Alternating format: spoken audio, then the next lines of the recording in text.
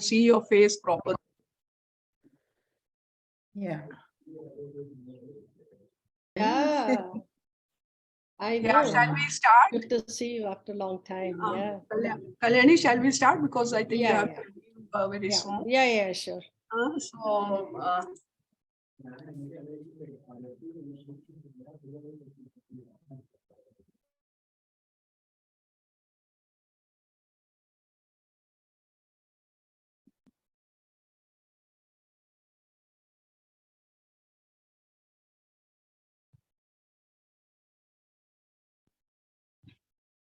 Yeah, let us start, Priscilla.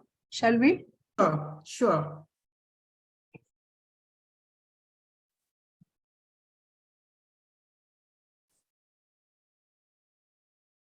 Namaskar and good morning. A webinar being hosted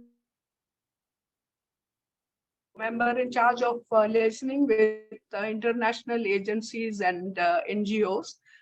So we are hosting this webinar. This is the first webinar that we are starting under a new series under this portfolio.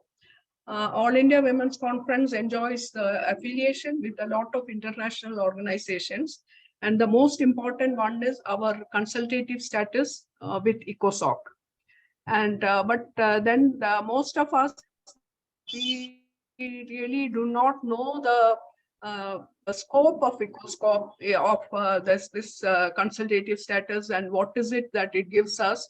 And that is why we are starting a webinar series where we'll be introducing you to all the various international agencies and networks that we are connected with.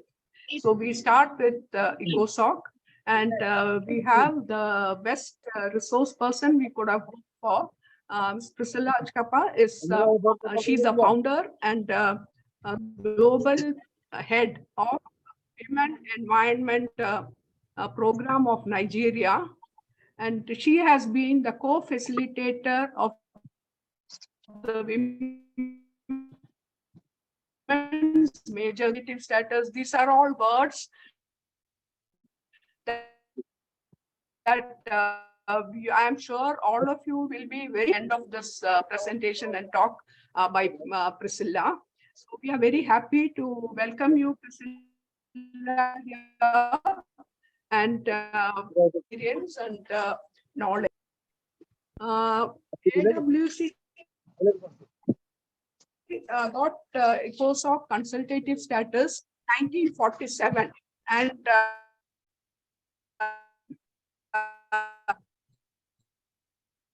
I'm this recognition.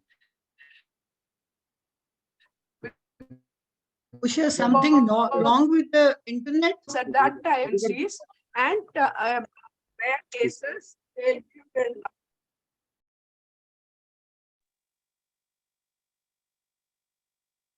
Usha, I think that your network is not connecting. Usha, you are breaking. We can't hear you clearly. Bhuneshwari, can you check? Yeah, something is wrong with the internet, I believe. I'll just call her and say.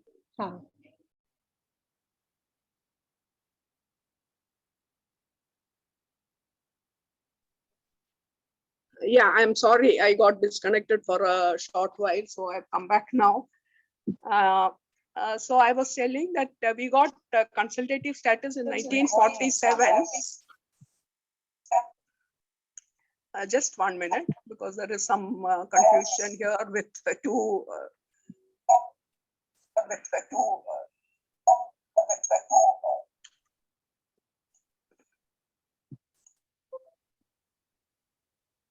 Yes, I hope you can hear me now. No, there is some echo, Usha.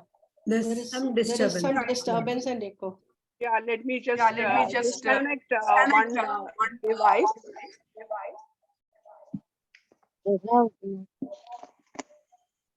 I think there are two devices to which she is attached, I think. Yeah, is it okay now? Yeah, much better. Yeah, now it's okay. Yeah, so as I was mentioning, we got consultative status in 1946, in 47, because we were the first national organization to be given this honor. There was scope for consultative large international organizations and for smaller organizations with focusing only on certain issues. And we are very proud that we were one of the first national organizations to be given this status. And we enjoy special status, which means it is reserved for organizations that have special in and are concerned specifically in the fields of activity connected with ECOSOC. So I think it is probably because we are a woman-focused organization that we are enjoying this special focus. ECOSOC is responsible for coordinating economic and social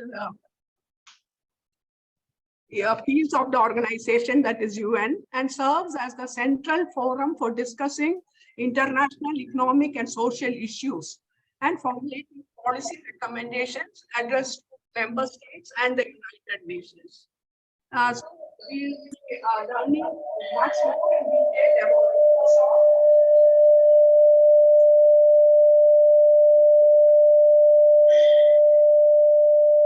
Usha, I think your internet is really, because I barely can hear what you are saying. Yeah, I think, Usha, the connection is really bad.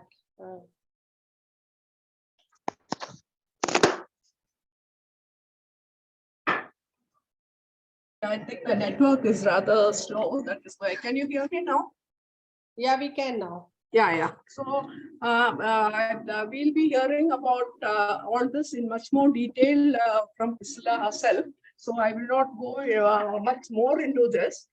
And first, I would request Mrs. Kalyani Raj, President of AWC, to give her presidential remarks. After that, I will introduce Priscilla and we'll go on to listen to her talk.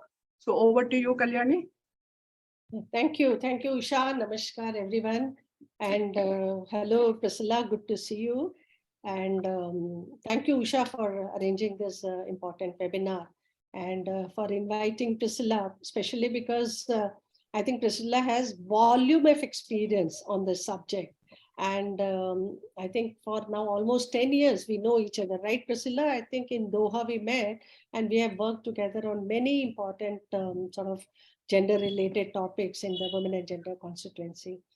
And about what Usha was mentioning about the topic as such, I think most of our members are aware that we have this consultative status with the ECOSOC, we have observer status with the UNFCCC and accreditation with UNEP and many other organizations. But I think many of us are not aware, like, how we can strengthen our position there at various international forums, and what are the benefits and what more can we avail of, or there are a lot of things which we are not aware of and we don't discuss it. Probably we don't get an opportunity to discuss among us also. So I think this is a very good initiative to sort of know your international license and international connections and to improve it. So this is a good beginning, I think, and we have the right person to start it with also. So I won't take much of your time. Welcome, Priscilla, to AIWC Forum, and though virtually.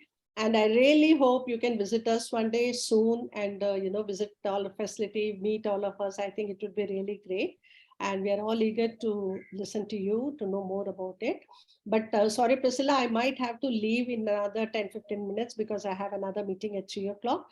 Okay. But so that's why I just don't want to speak more and I want to hear you more. That's why. Thank you, Usha. Over to you. Thank you, Kalyani. Good to hear your voice.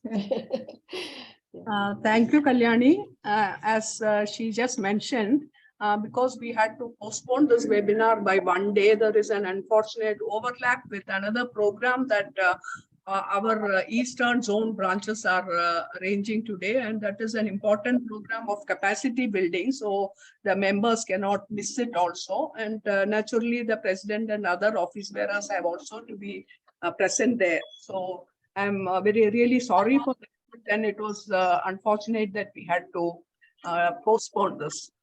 So now I'll just briefly, very briefly introduce Priscilla, because if I have to tell her about all her accomplishments, it will take a very long time, and then we won't have much time to listen to her in person. So Dr. Priscilla Achapka is the founder and global lead of the Women Environmental Program, WEP, which is a regional women-focused organizations with headquarters in Nigeria. She was, as I mentioned earlier, the co-facilitator of the Women's Major Group at the UN. She'll be telling us about what is a Women's Major Group and what is the role of the co-facilitator. So you will know what an important position she was holding for many years. She is a gender expert and development practitioner with over 25 years of experience. She held positions, many positions at national and international levels.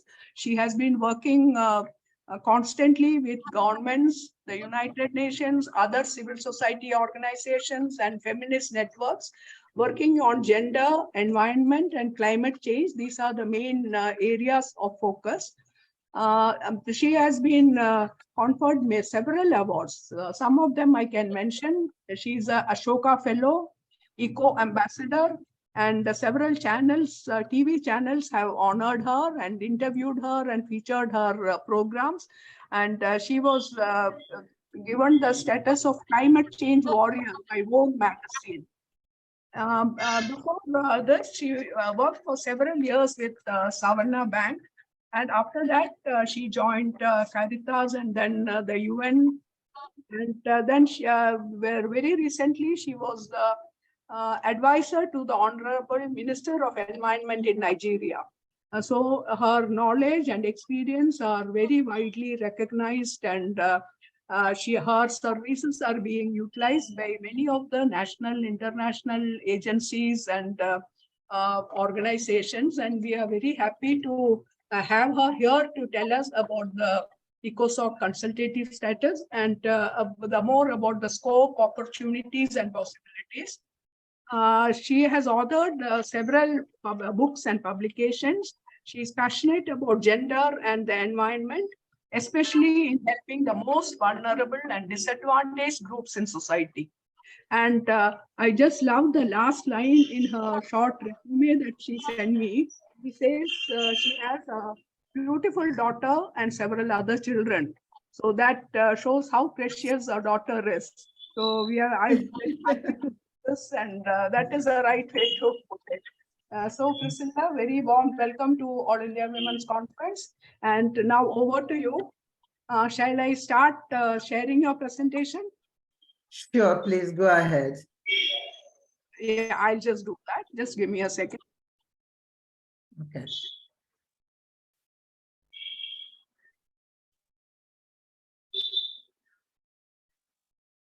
Can you see it? Yeah, I can see we shall started sharing screen, but it's yet to come up.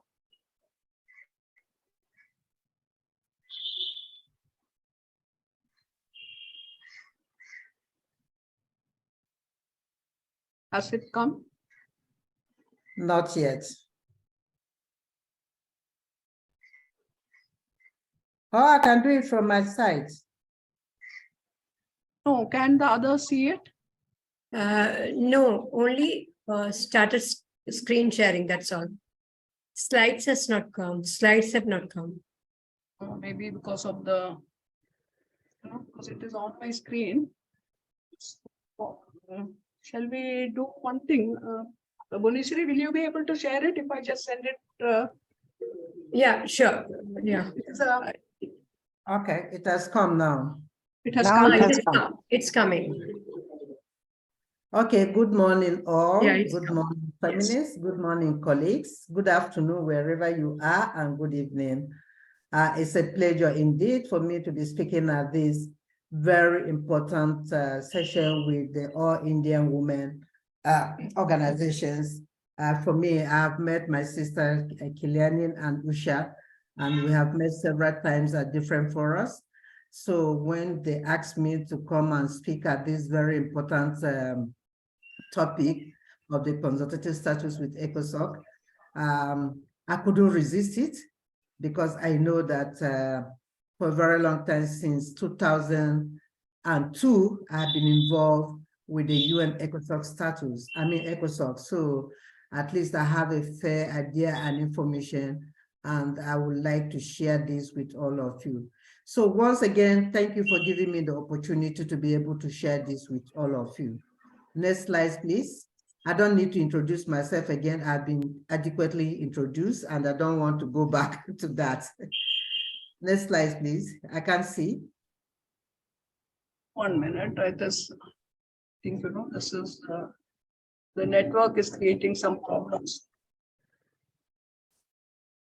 Okay, then you can stop sharing. Let me share it from my end. Yeah, if you can do it from there, it will be better.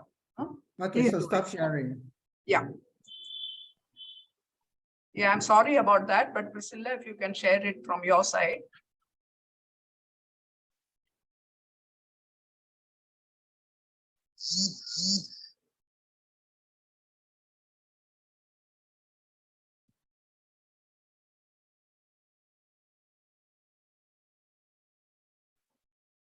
Can you now see it?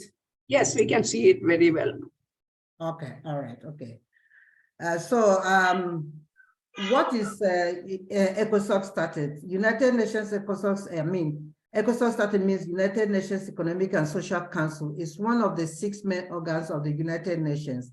It serves as a central forum for discussion international economic and social issues, and for formulating policy recommendation that addresses member states, the UN systems, and indeed the other stakeholders. Because when we talk about addresses member states, we are talking about also ourselves. Consultative status with ECOSOC status allows major groups, which are the NGOs, to engage with the UN system, including participating in UN events, attending UN conferences, and contributing to UN reports on topics relevant to their work. Organizations with consultative status are given the opportunity to make their voices and their constituents heard on a global stage, and to contribute to global development and policy making in a meaningful way. So you can see the picture that I present here. This is a typical setting of the UN system, and especially at the UN in New York, but also in most of the UN organs. So what do we understand? What do we know about the major groups? The United Nations groups and nations has recognized the importance of including civil society organizations and marginalized population in its decision-making. This has led to the emergence and evolution of various major groups that play crucial roles in advocating for specific causes and representing the interests of these groups. While numerous major groups have emerged under the UN, here is an overview of some prominent groups. But let me just say that the emergence of the 9 major groups started at Rio de Janeiro in Brazil in 1992. That was the second conference on environment. And of course, there was the need. The member states felt that there was the need for the other actors to also to be actively involved in contributing, in shaping the UN system, but also bringing their own ideas and bringing their own perspective, but also let the world hearing about their voices. So it was in Rio that it was agreed that especially the 9 major groups should come up. And these 9 major groups were clusters amongst several. And we have the women's major group. The women's major groups has been at the forefront of advocating for gender equality and women's empowerment within the UN system. It emerged during the 1992 AIDS Summit in Rio de Janeiro, Brazil, like I said before. Then we have the youth major group, which represent the voices and concerns of young people globally. We have the NGO major group. The NGO major groups also represent the collective voice of civil society organizations within the UN system. And these NGO major groups, some of them cut across, such as the traditional leaders, such as institutions that are not registered as women organizations or youth organizations, but then they are doing some incredible work on the ground, such as the churches that are also placed under the NGO major groups. Then we have the business and industries. The business and industry major groups represent the private sector's interest within the UN system. Then we have the farmers. These are all unique organizations, unique networks. Farmers, including small-scale farmers and fishers, pastoralists, and foresters. These can make contributions to sustainable development and make interventions during UN conferences. Then we have the local authorities. These local authorities are talking about local governments from the various continents of the world. So they are represented by, they're represented by the local authority major group. They have an important role in environmental matters and can help to implement global agreements, influence policy, and also contribute to safeguarding global common goals. For us, we see local government as a very important sector of the government, aside from the civil society, the NGOs, the women, the farmers, as the ones that are closest to the people at the grassroots. So they play a critical role in ensuring that the voices of those people are heard and safeguarding their common agenda.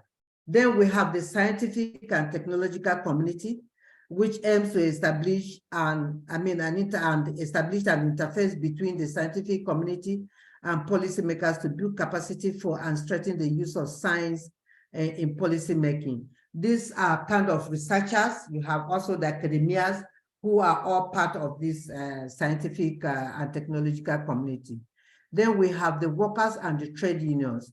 We all know about the trade unions, the organized trade unions. Due to their central role in promoting fundamental values such as equity, fairness, and inclusiveness, the participation of the workers and trade unions major group is crucial to addressing sustainable development in all three pillars of the environment. Now, I just come to the issues of facilitators and coordinators for UN major groups. It is important for us to know that of all the 9 major groups, we also have what we call the facilitators. It depends on what you call them. Some people call, some other groups call them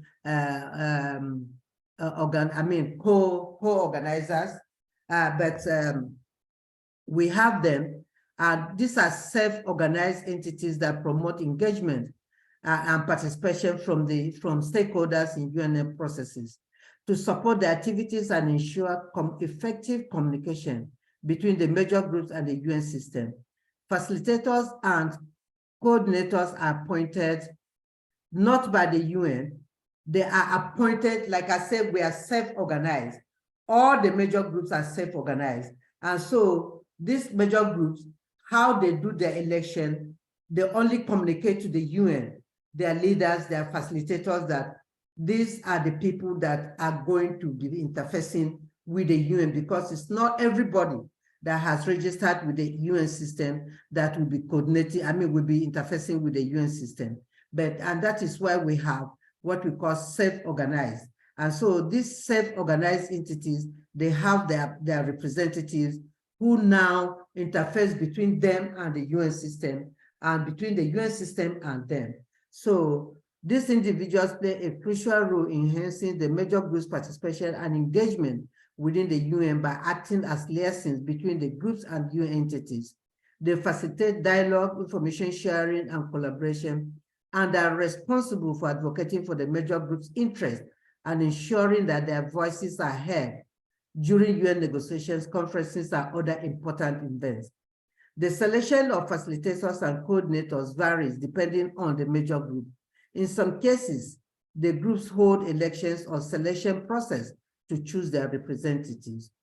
These processes often involve consultations, nominations, and voting by the members of each group.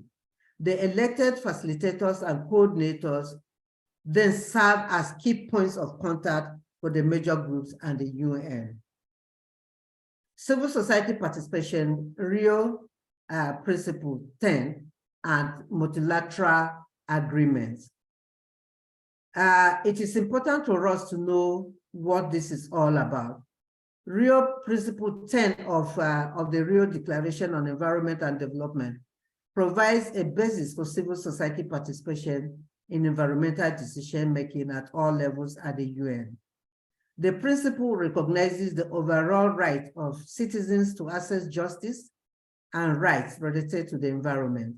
And this includes access to information, access to judicial measures and proceedings, access to administrative processes, access to redress and remedy.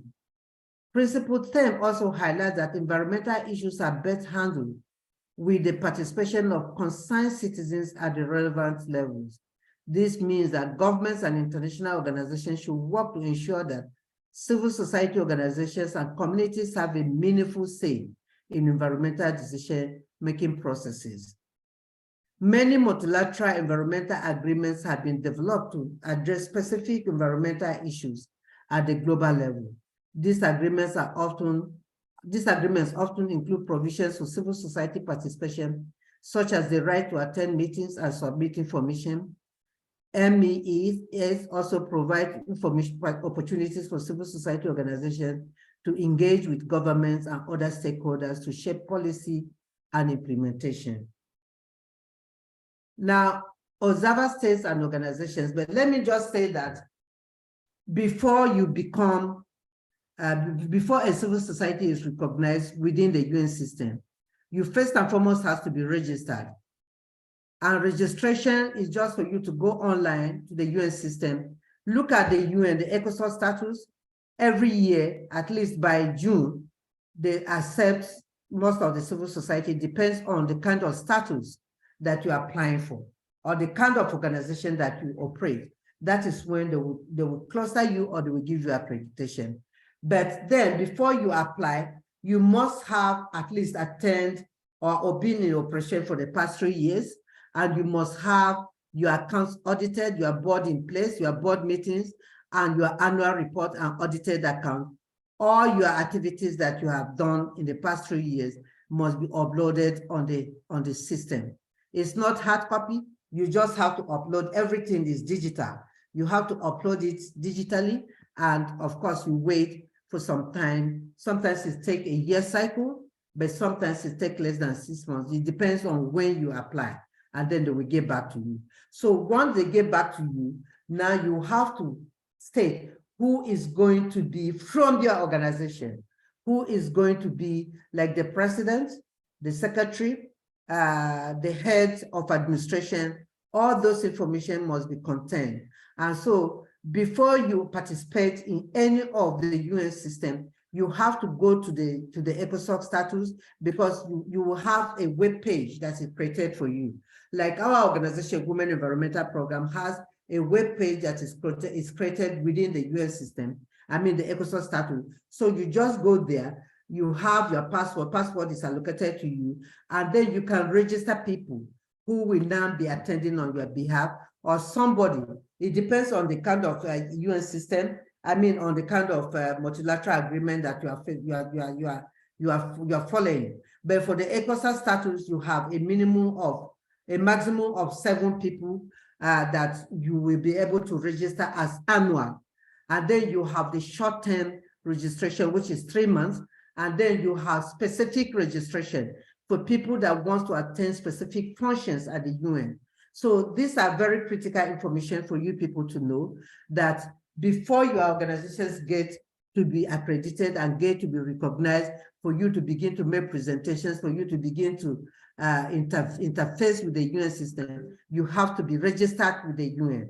You have to be able to demonstrate that you are on the ground. And that is why they require your 3 years annual report, audited report, and your 3 years narrative report, and your board members, and your activities. And I mean, at least they want to see your physical address captured in the report that you are submitting, so that at the end of the day, they know that they are dealing with credible organizations. Yes, they have smaller organizations who can also participate, but these smaller organizations that have not really attained the status of, let's say, having a 3 years annual report, they can go through organizations such as All Indian Women Organization to be able to participate in this. And that is why you have the room to be able to register as many people, depending on the kind of conference that you are going. Some of them give specific numbers for you to register, and so you will now be able to prioritize. Now, so let's go to the other observer states and organizations. Observer states observer states are states that are not parties to the convention, but can participate as observers in the sessions of the conference of the parties and the subsidiary bodies. Observer organizations can also participate in this session, subject to the rules or procedures of the conference of parties and its subsidiary bodies. Here are some examples of observer organizations. A representative of United Nations secretarial units and bodies such as UNDP, UNEP, and UNTAD are examples, as well as specialized agencies and related organizations such as the Global Environment Facility and World Meteorological Organization are observer organizations. We also have intergovernmental organizations such as the OECD, an international agency, energy agency, and then you have the non-governmental organizations, then you have the media. Accredited representatives of observer states and organizations can attend meetings, but cannot vote or stand for election. They can, however, make statements and submit proposals to the Conference of Parties and its subsidiary bodies. Note that there are some organizations, UN has about 196 organizations, countries that are accredited to them that have signed up as UN entities. There are some that have not signed in, and those ones are referred to as observer states.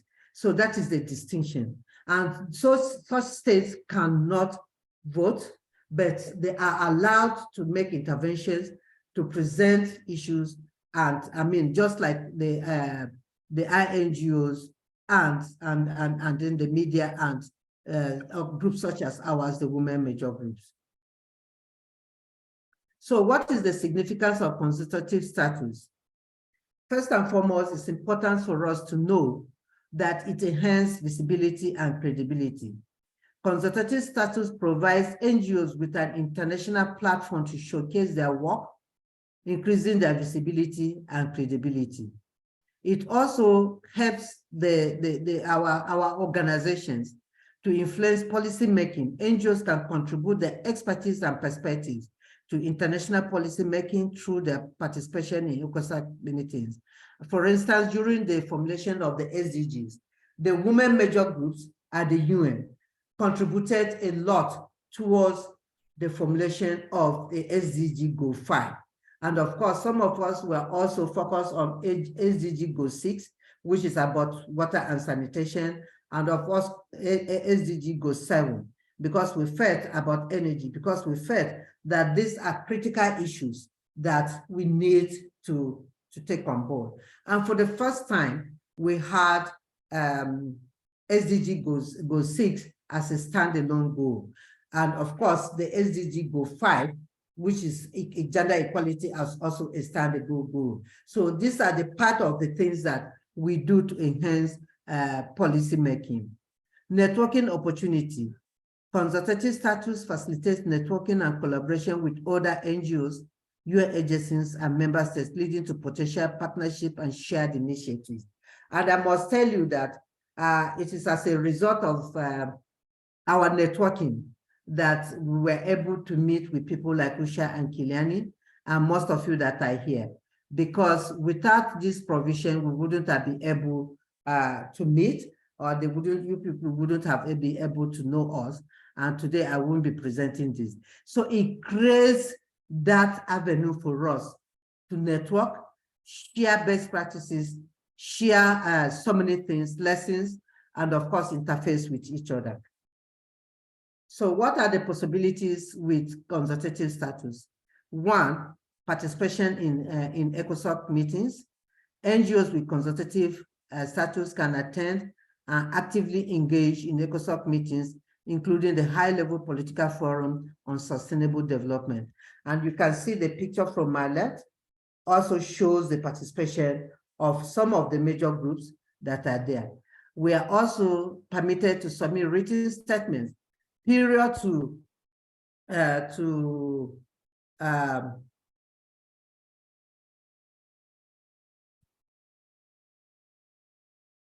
period to any decision. NGOs are allowed, that is the 9 major groups are allowed to, if you have a specific issue that you think that should be addressed and you want your perspectives or our perspectives to be heard, you are allowed to submit written statements as well. And then we also have the opportunity to organize side events to be able to showcase and talk about the issues and invite member states to also join with a broader audience. So this side event, there's a platform that they will always share for organizations that are also in consultative status with the UN to be able to fill in the kind of side event that they want to organize. For instance, the CSW, Commission on the Status of Women, we have the UNFCCC, we have the SDG, we have the high-level political forum. Sometimes this one is sometimes it's very close, but they'll always give room for the civil society organizations and the 9 major groups to make to organize side event. Access to information. We also have the opportunity to gain access to a wealth of information, reports, and data on socioeconomic issues, research, and of course, use it as part of the advocacy efforts. So other opportunities with consultative status, we also have the opportunity for resource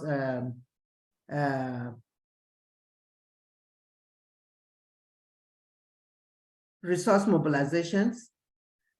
We are at that level, we are able to meet a lot of donors and partners, and then we have the opportunity of interacting with them.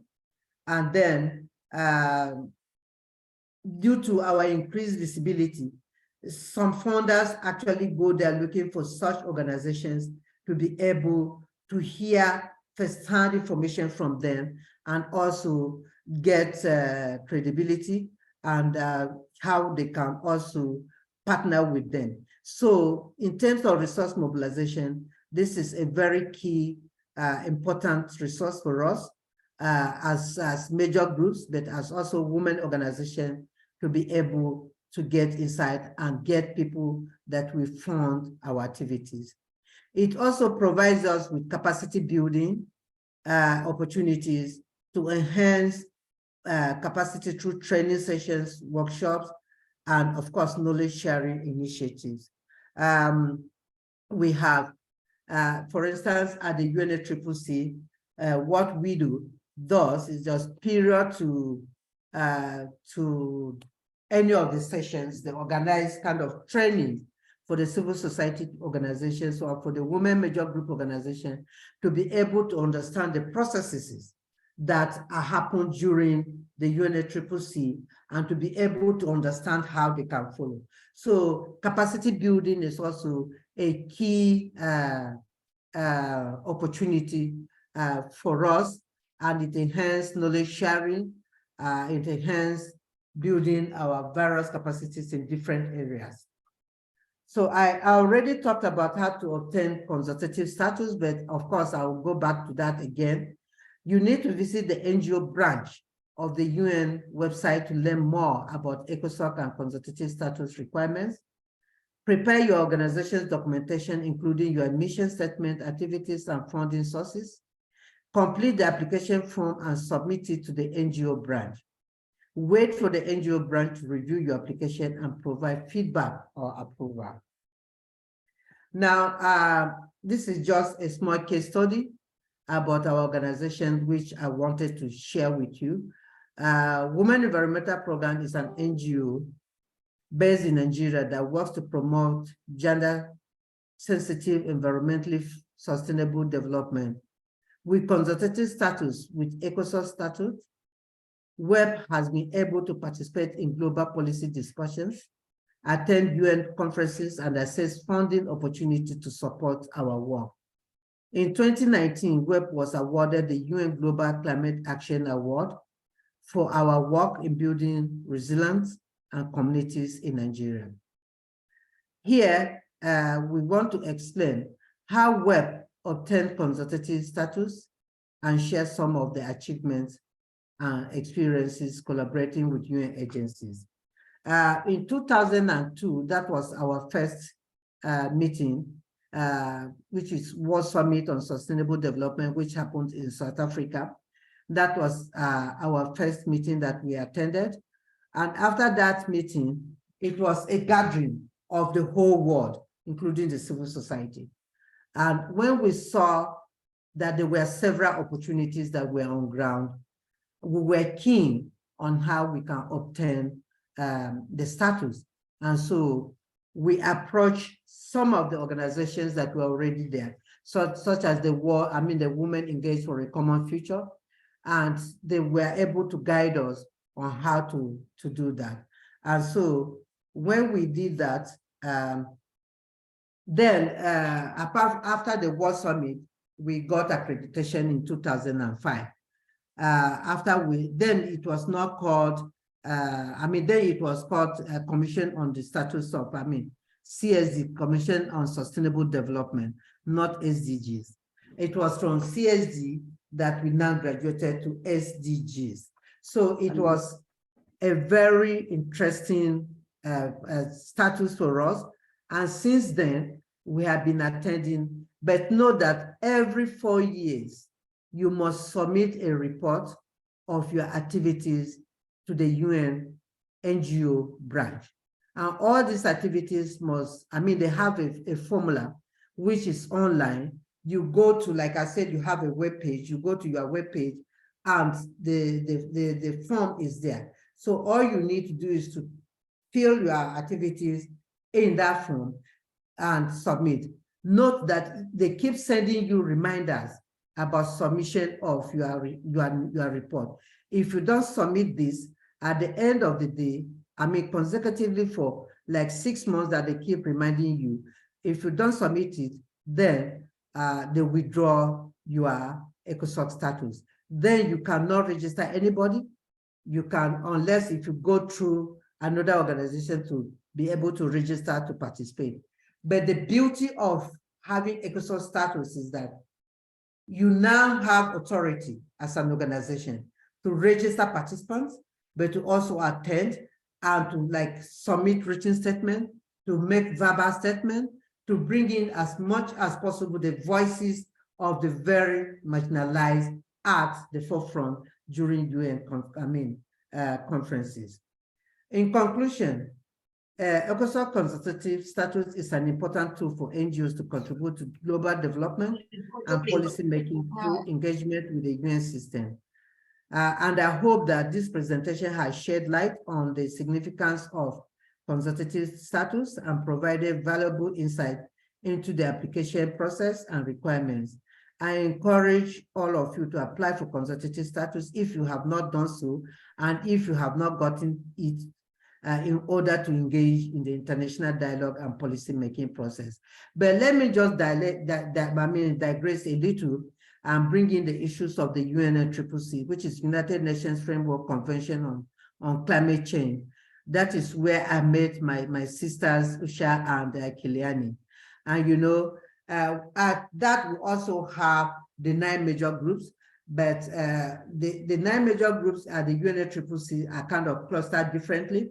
For us at the UNFCCC, we have what we call the Women and Gender Consistency. And under this Women and Gender Consistency, like I said, we also have we organize, this is self-organized. And right now, I know that Kiliani is one of the co-facilitators at the UNFCCC. from the global south, where we have widow from the global north. So at every point in time, we also had people. And of course, during sessions like now, we're going for the SBI, subsidiary bodies of intervention in Bonn.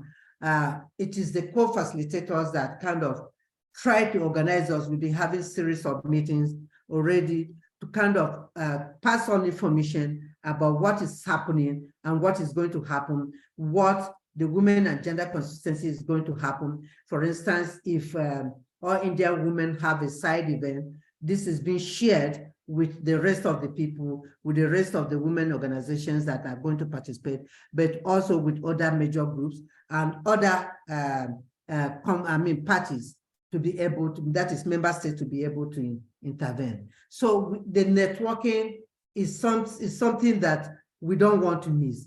And at this point, I encourage each and every one of us, if your organization has not joined and has not been able to participate, it is important for you to go on to the website and try to see what you can do. Know that each of the UN agencies have their own different registration process.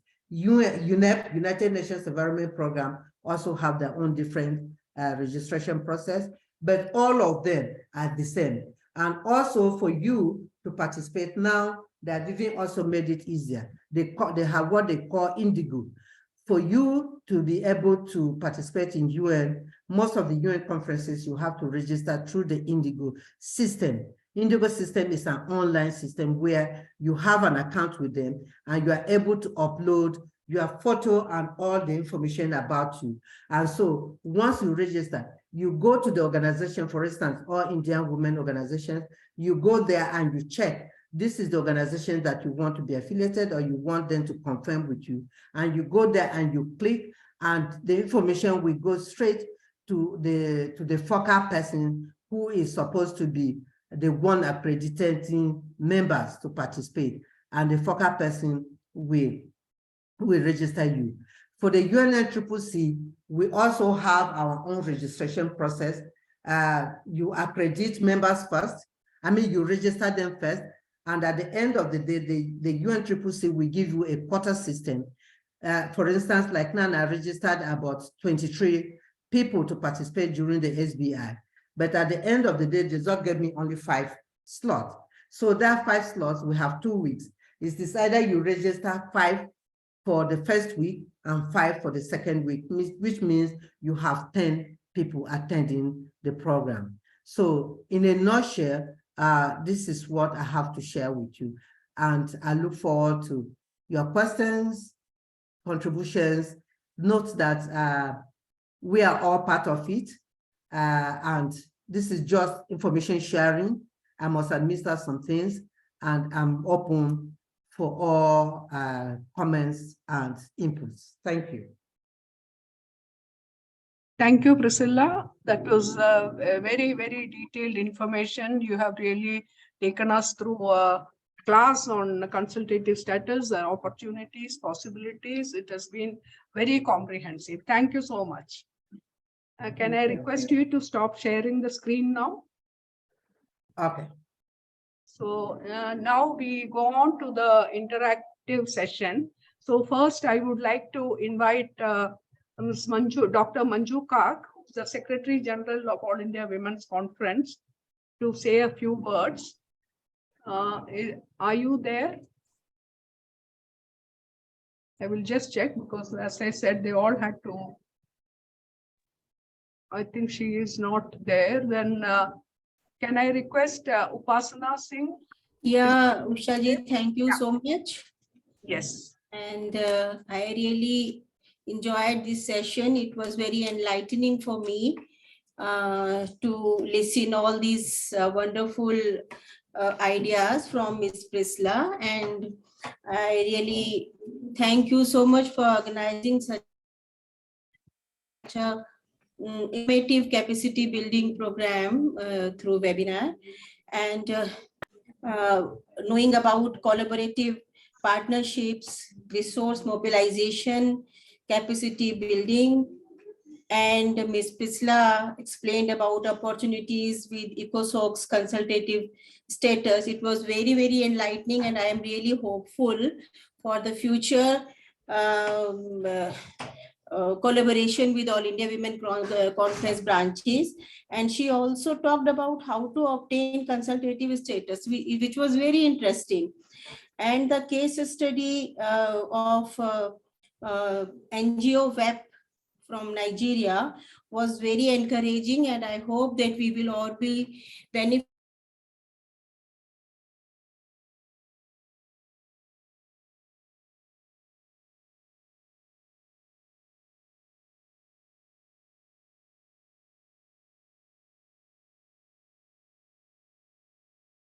Hello. Yeah, I think we cannot hear her. Yeah. Yeah, Upasana, can you hear us?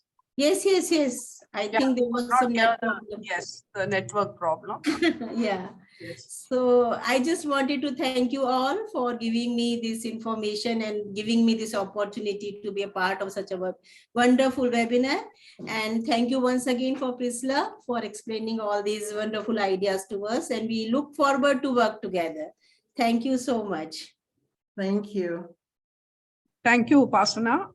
As I told you, all the 3 office bearers had to leave.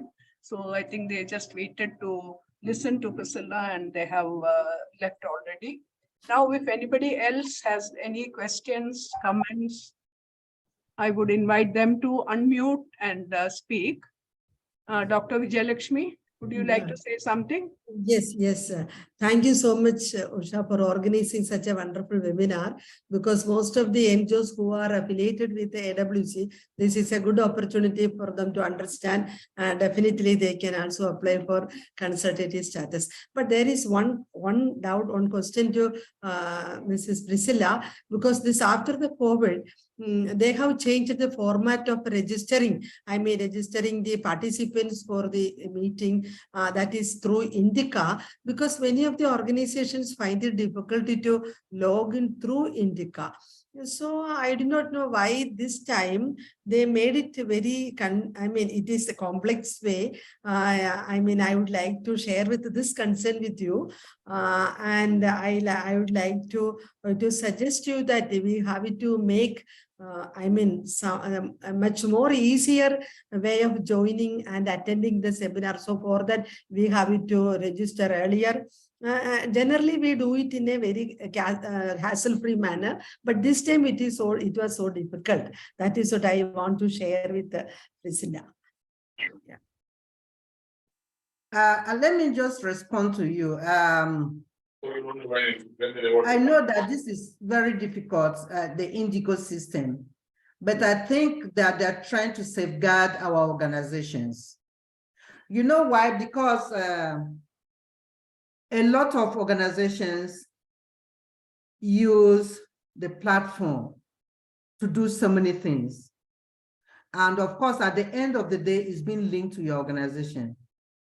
Just early this year, the Indigo system, you know, it provides a system that you register and the approving focal person from your organization will approve it.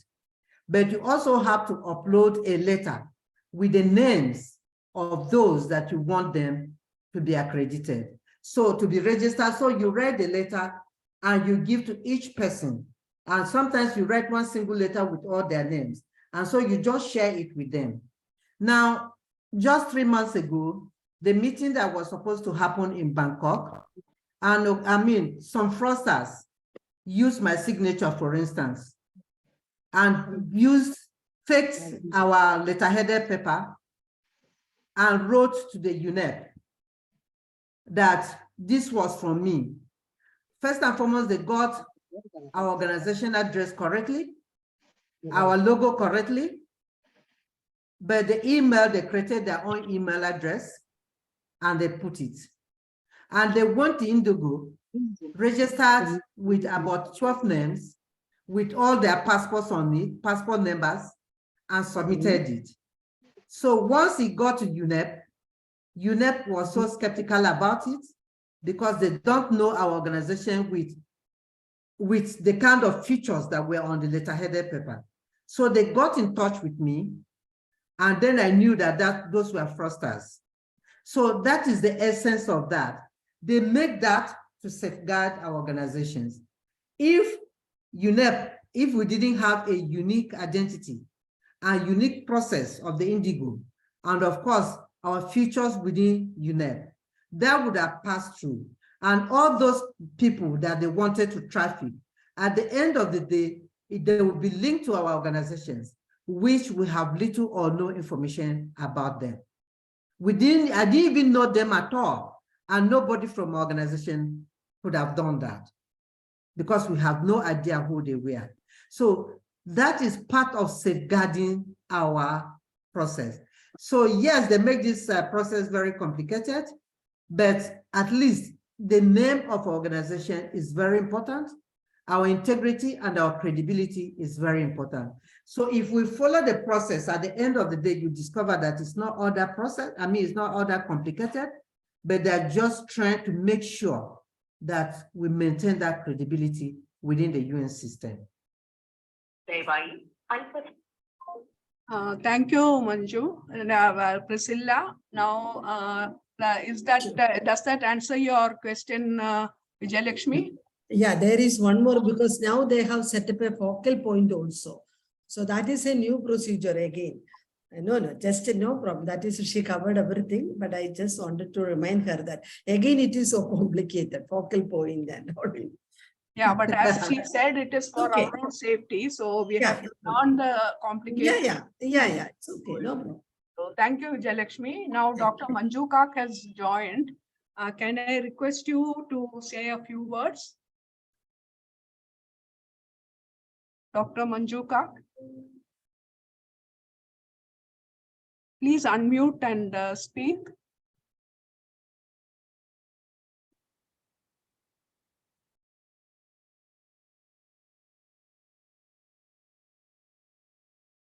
I think her video is on, but Manju, can you speak, please?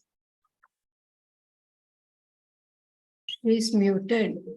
Yeah, she's trying to unmute, I think, because we can see the camera on.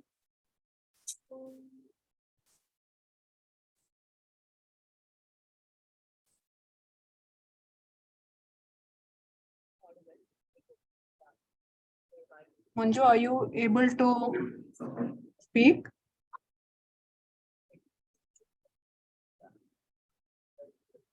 No, then I think she has got disconnected again. If anybody else wants to say something.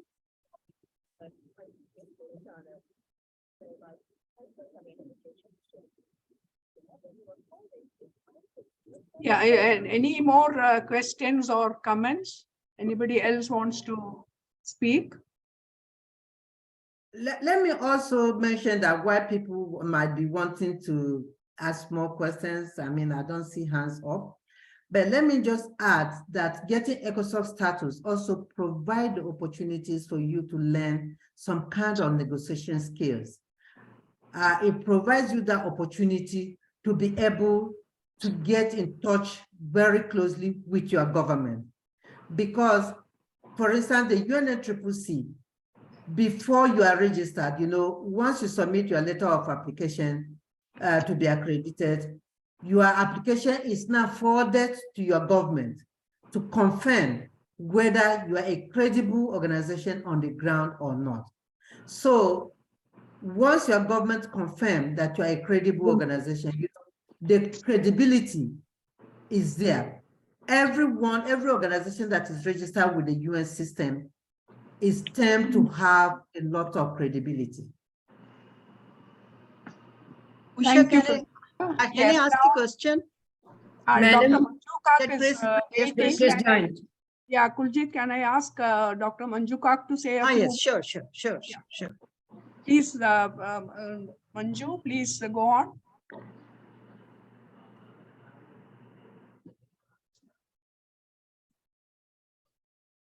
Dr. Manju Kak, can I ask you to speak? Please go on. Can you hear me?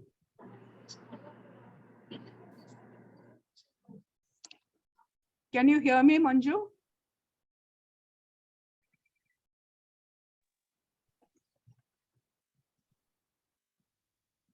I think she's. Yes, again left. I think she is getting disconnected again and again. Yeah. Amreshwari, would you like to say something? You have unmuted. Yeah. Usha, it was quite enlightening thing talked by Priscilla. And our AIWC is a ECOSOC status we have. And we are very fortunate enough to have the status. But I think we should now go on increasing our side events and all every time. We are, no doubt we are not doing it. We are doing it. But still, I want that AIWC should be heard. It should come into focus. That's the only thing which we feel that it's must. It's high time now since we have the status. But Usha, it's really, thank you so much for arranging this. And I mean, giving us the opportunity also to hear to Priscilla. I know we have met her in COP meetings once. It's a very good meeting you have conducted. Congratulations. And Priscilla, thank you for giving us this enlightenment. Thank you very much. Thank you, Amreshwari. That is the idea of arranging these webinars, because I want all members to understand what our cooperation with other agencies and organizations mean, and how we can utilize that to the best. That is, as Priscilla has already mentioned, experience sharing is one of the most important benefits that we get out of these networks with these affiliations, because when we get a chance with ECOSOC consultative status, actually we can register for any of the UN conferences. Yeah, that is what I want. Advantage, and if we are able to attend such conferences, we come across such a large number of NGOs and civil society organizations, and it is really inspiring to know the work that they are all doing on the ground. And there is a lot to learn, there is a lot that we can copy, and there is a lot that we can tell them about our work. So that is the idea of arranging these webinars. Thank you so much for your appreciation, Amreshwari. We'll definitely try to take this forward. Thank you. Thank you. By seeing all those people, we feel that there's so much to do, and we exchange our work also. Really, it's a great opportunity. Thank you so much, Busha, once again. And for AIWC also to have, before we entered our this thing as an office bearer or anything, this AIWC has this status. Yes. We are proud of it. Thank you. Thank you, Amreshwari. And we had the opportunity to visit also. Yes. Thank Now, you. Thank you. You can unmute yourself and say whatever. Thank you. Thank you. Yes. Kuljit? My question is that Priscilla has talked about accreditation and about ECOSOC status. In order to get ECOSOC status, accreditation is mandatory?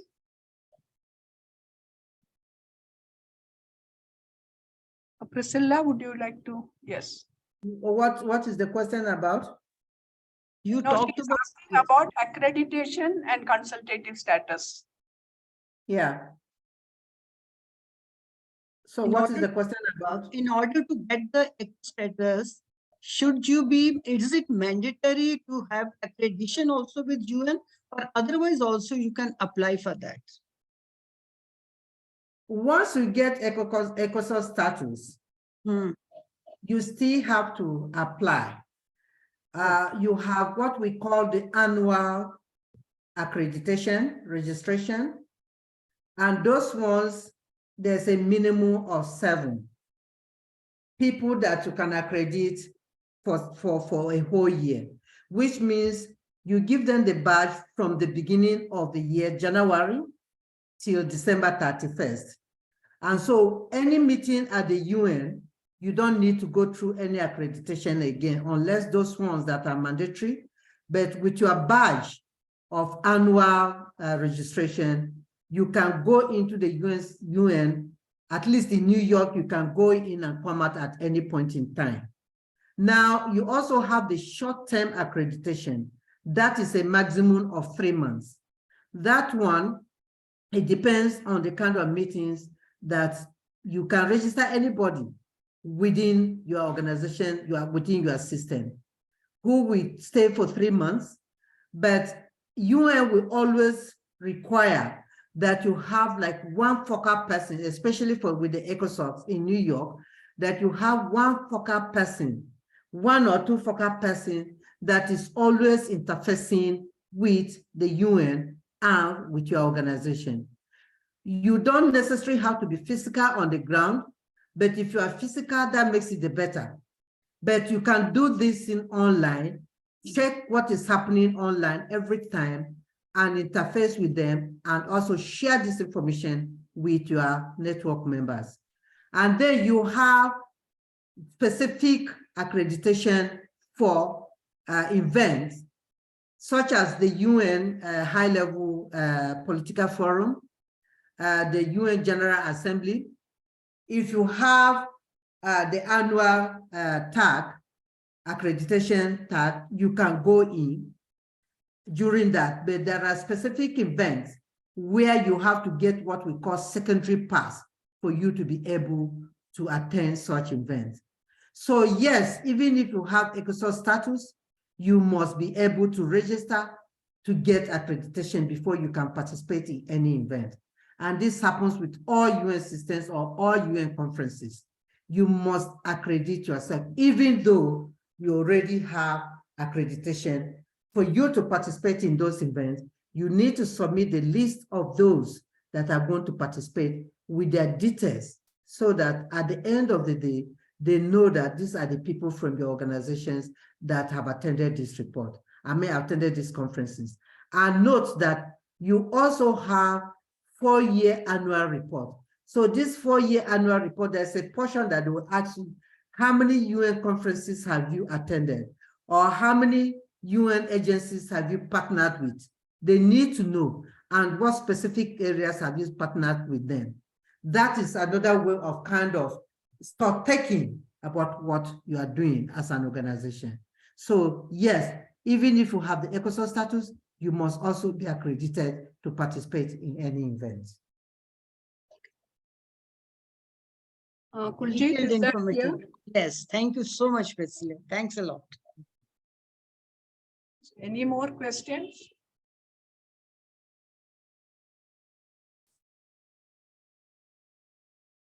If there are no more questions, can we go to the next item on the agenda? Yes, so I invite Kuljit Kaur to give the vote of thanks. She is a member of the subcommittee for the portfolio of liaising with international agencies and NGOs. Over to you, Kuljit. Yes. Thank you so much, Usha. I think the cake should go to Priscilla, but the major thanks I must convey to you also, who got this idea for the last so many years. At every introduction, we have been using this statement that we have ECOSOC consultative status with UN without knowing what does it mean. And as a routine matter, we have been attending the conferences, also participating in parallel event, but we didn't know what was the reason behind that. Priscilla, who is the climate change warrior, we welcome her over here, and the way in detail she has explained each and everything. I think that's why there were hardly any questions, because the lecture itself was so self-explanatory. She talked about the facilitators also. She talked about the different type of major groups also. She also talked what is the role of that major groups. And most important, she has talked about what do we gain when we become the ECOSOC members, or it is required for networking. And she has given the example how she met Usha and Kalyani also due to this ECOSOC status and due to these meetings also. So beautifully, she has given what is this, it enhances the credibility of the NGOs, of the organization, the visibility of the organization. You can influence the policy making. I mean, when you influence the policy making, as she given the example of SDGs 4, 5, 6, 7, when you participate and influence the highest international authority in policy making, you get that type of satisfaction that you are at last working for the society. You are going to achieve the aim for which you have been planning and working. That is the major satisfaction I got from this, that we can influence the policy making also. And then after that is that that liaison with the other NGOs. You can meet over there, you can attend their meetings, and you can also annually participate in the parallel event. How many events you can organize, that depends on you, that how many you can afford or how many you can afford to organize over there. So you can collaborate the partnership also, and then the mobilization of resources also, training part also she has talked about. So in detail, she has given what are the benefits of ECOSOC, and very seriously, she has asked all the organizations to come forward and obtain this ECOSOC status with UN so that you can be benefited for that. Thank you so much, Priscilla, for that. Anytime, any question, I think if we got your email ID, we would like to get in touch with you. It was very self-informatory, and I think all the members, they have enjoyed it. I thank Bhuvneshwari also for being the host. I thank Kalyani for giving the presidential address. Upasana also for participating. Manju also to be present, though she has some problem, I think, with her internet networking. That's why she is not able to speak. She must be wanting to say a few words, I'm very sure. And all of us, we really appreciate the effort made by Usha and the effort made by Priscilla to prepare the PPT presentation so that we could read everything, understand everything. Thank you so much for that. And we hope to meet again and hope to be guided by you in future also, Priscilla. Thank you so much, Usha and Priscilla and everyone, and all the members who have spared time and have patiently attended and listened to Priscilla. And now they are on the verge of appreciating all the knowledge which they have gained today.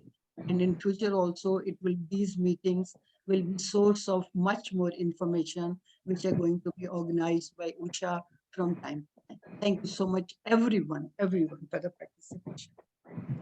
Thank you, Kuljit. And once again, on behalf of All India Women's Conference and all of us who are here, I thank you, Priscilla, for sparing your valuable time. I know that you are very, very busy, and in spite of that, you have managed to spend some time with us. Thank you so much. And I thank all the other members who have joined. And in case you have any more doubts or any more information you want, you can get in touch with me, and I can share Priscilla's contact details with her permission, and we can constantly take guidance from her because she has such wide experience and deep knowledge in this area. So thank you, everyone, and we hope to have more webinars of this type, as I mentioned in the beginning, and I'll try to make you familiar with all the other international organizations that we are affiliated with.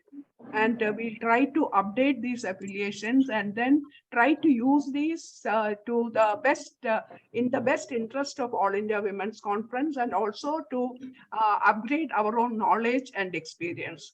So thank you. And thank you, Usha, for making me the member of your subcommittee. Thank you so much. It's Thank going you, to be a Usha. great learning Thank you, experience. Usha ji. Thank you. So Bhavna Doshipura. Thank you, Usha ji. thank you for joining. I thank all of you for Our joining. pleasure to join. Yeah, Our thank pleasure to join. Thank you. Pranam, Vandanam. भावना कैसे हो? अरे कुलजीत जी प्रणाम. हाँ, कैसे हो? खुश रहो, खुश रहो. मैं अच्छी How are हूँ. you? आप कैसे हो? मैं फर्स्ट क्लास